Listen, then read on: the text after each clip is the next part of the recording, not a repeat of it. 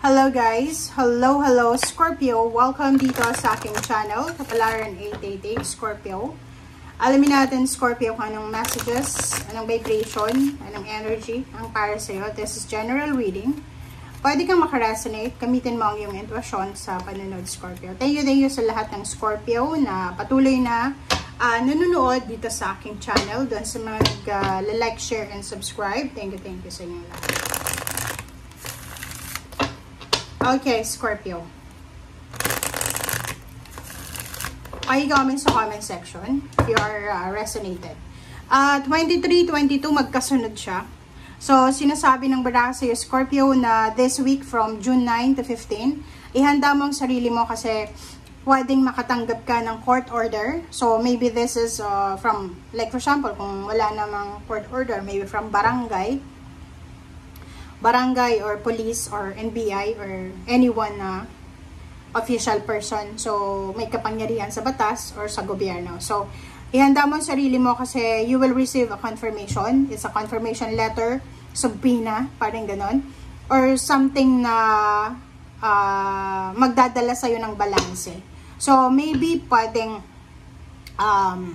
gusto mo makipaghiwalay if you're married, or if you are settling for divorce or annulment. So, nakikita natin dito, Scorpio, yung mga papeles, mga paperwork siya, 'di ba? Papeles na importante.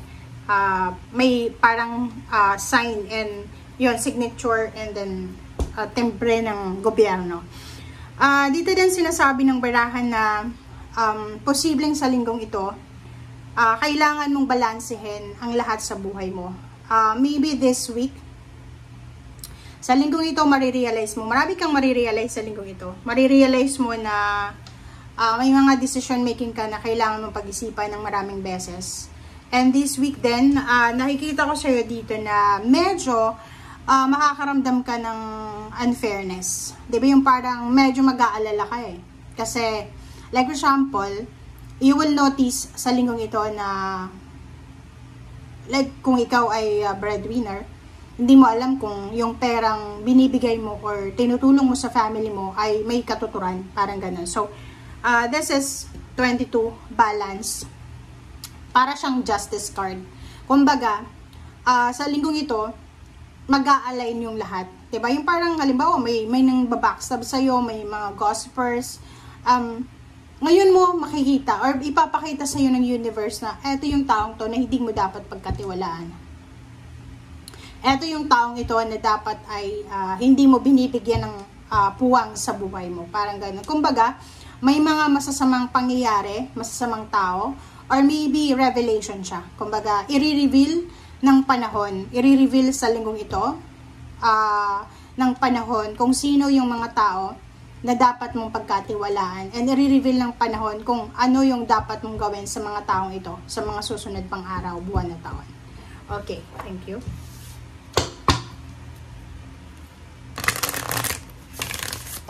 Tingnan natin, Scorpio. Next deck tayo.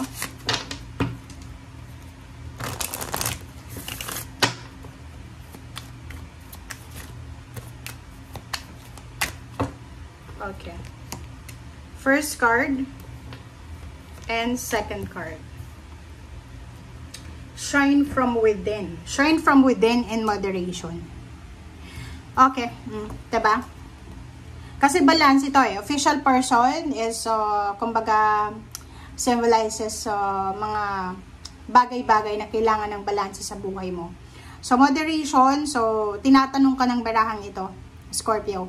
Is there something you know you shouldn't be eating? Is there something, habit or mga lifestyle na kailangan mo nang alisin? So, dito sinasabi na kailangan mong maging, kumbaga, magkaroon ng self-discipline. Okay, sa linggong ito.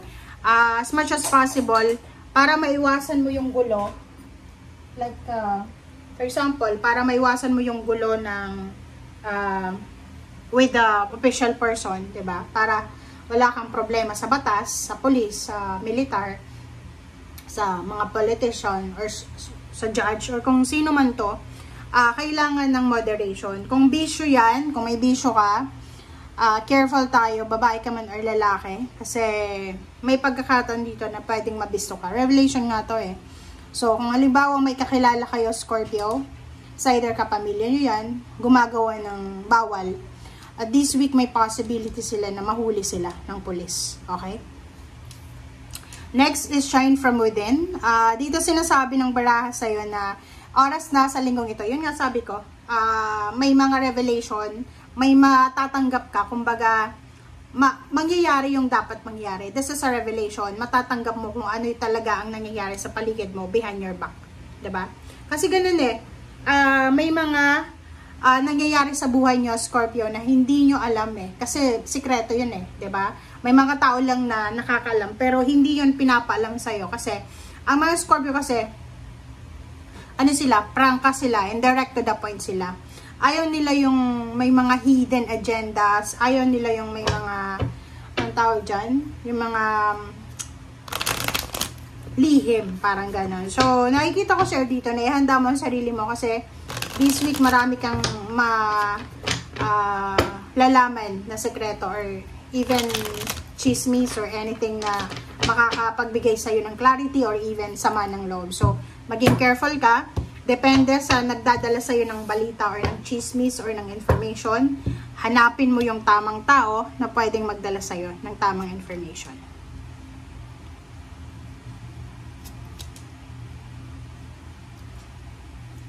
Okay. Ace of Swords and Ace of Pentacles and Three of Hearts, Three of Swords. Dito sinasabi ng baraha, plus sa ilalim mo is the Moon. Sinasabi ng baraha sa'yo dito na yun, sabi ko sa'yo, medyo makakaramdam ka ng mga pag-aalala, lalo na sa pera. Like for example, kung breadwinner ka, sa linggong ito, sa revelation ng universe na ipapakita sa'yo, mag-aalala ka. Kasi baka isipin mo na trabaho ka lang ng trabaho tapos hindi mo nakukuha yung financial, kumbaga, completion na minamanifest mo. Dito sinasabi ng baraha na maging careful ka kasi maraming balita ang posibleng darating sa'yo. It's either good news or bad news. So, meron ditong job offer. This is this is your dream job or dream career. So, mag-iingat ka kasi may isang tao dyan na hindi masaya sa'yo, Scorpio. So, you need to be careful sa mga Capricorn, sa mga Virgo, sa Aries, na individual.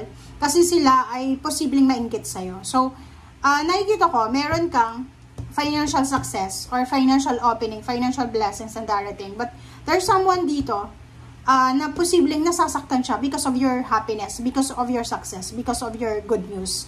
So, sinasabi ng baraha na maging careful ka. Maging careful ka na huwag papasukin ito sa buhay mo. Kung medyo attached na siya sa'yo, maging matalino ka sa pamamatsyag, 'di ba? Magmatsyag ka eh, 'di ba? Kailangan mag-research, isipin mo, ato bang taong 'to na malapit sa akin is pwede kong pagkatiwalaan, ganyan ganito. And as much as possible, huwag mong masyadong kumbaga ilagay ang sarili mo doon sa spotlight na pwede kang kainggitan. Kasi may mga tao talagang naiinggit sa'yo. So, maging careful ka simula ngayon. And, dito sa Ace of Cups, sinasabi ng baraha sa'yo na may iba dito na Scorpio na sobra-sobra silang magiging masaya sa linggong ito.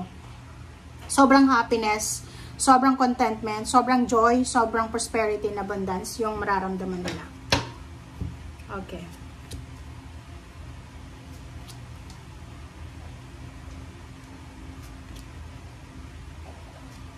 Alright, so, ang nakikita ko sa'yo dito, maging careful ka, be careful kasi merong isang obligasyon na posibleng ilagay sa balikat mo. It's either sa loob to ng company, sa loob ng pamilya, or sa kung saan man na lugar ito. Kasi itong Ten of Wands, sobrang heavy na ito eh. Heavy load siya, heavy baggages, obligation, duties, responsibilities. Mag-iingat ka kasi kung makikita mo dito, mayroong Hierophant. May mga tao, like, ang example lang dito sa pamilya, sa loob ng pamilya, lahat kayo healthy, 'di ba? Like for example, magkakapatid kayo, lahat kayo healthy. But the problem is, ikaw lang yung nagtatrabaho. It's because ikaw yung nakapagtapos ng pag-aaral. And inilagay sa iyo ng pamilya mo, sa balikat mo, yung obligations and duties and responsibilities. para pagandahin yung buhay nila. Which is, sinasabi ng baraha dito na mag-iingat ka. Kasi, tulad ng sinabi ni Pastor Ed, na minsan, di ba, pag halimbawa may kapamilya tayo na nangangailangan ng tulong ng financial, like matrikula sa school. One time mo lang yan na ikaw yung magbayad ng matrikula, ikaw na yung papagbayarin. Di ba? Parang ganon. So, one time nagbayad ka ng bill sa kuryente, every time na may bill, ibibigay na yan sa'yo. Parang ganon. So, yun yung kailangan mong paghandaan. Okay? Zero the Fool, sinasabi ng baraha sa'yo na kailangan mong isipin yung sarili mo. Okay? Kailangan mong isipan kasi leap of faith to eh. Hindi ka dapat na tumalon sa isang sitwasyon, mag-agree sa obligation just because you want a strong family foundation, 'di ba? Parang may ganun eh, may mga anak na inilagay ng magulang nila yung obligasyon na etong mga kapatid mo pag-aralin mo sila. So, wala kang choice kundi sundin, pero you have choice eh. You have choice kasi may mga kapatid ka naman na iba or may kakayahan naman sila na tulungan ka, but they prefer to, 'di ba, to just give it to you. Lahat ng baggages and mga loads. So, dito sinasabi, maging maingat ka, lalo na sa linggong ito. Kung may pera ka, huwag kang labas ang pera kasi by the end of this week, ubos yung pera mo. And yun, mag-iingat ka rin sa sobrang bagahe, sobrang trabaho, as much as possible. Okay, mahal natin ang pamilya, but be careful kasi sa sobrang pagmamahal mo, posibleng mawala ka sa mundo. Okay? Thank you guys for watching. Bye!